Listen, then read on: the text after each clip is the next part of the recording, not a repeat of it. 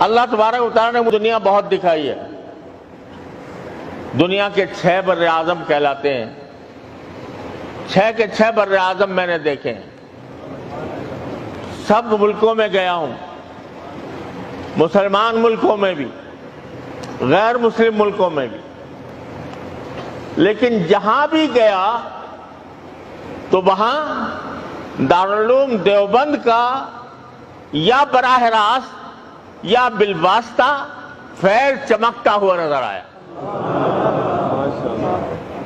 دور دراز کے علاقوں میں جہاں تصور بھی نہیں تھا کوئی مسلمان بھی ملے گا،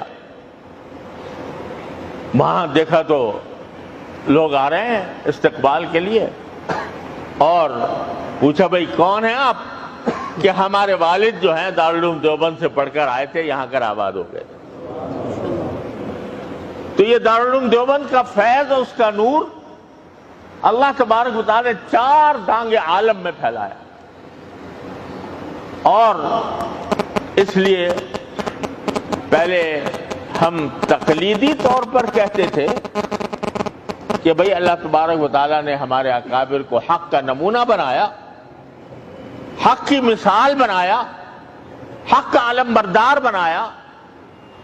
الحمدللہ اب میں تحقیقاً کہتا ہوں کہ جو علم اور علم کے جو آثار اور انوار دارالعلوم دیوبند کے فیض یافتگان میں ہیں، اللہ کے فضل و کرم سے وہ ساری دنیا میں بے مثال ہے. اللہم صلی علی سیدنا محمد یا رب صلی وسلم دائما ابدا علی حبیبی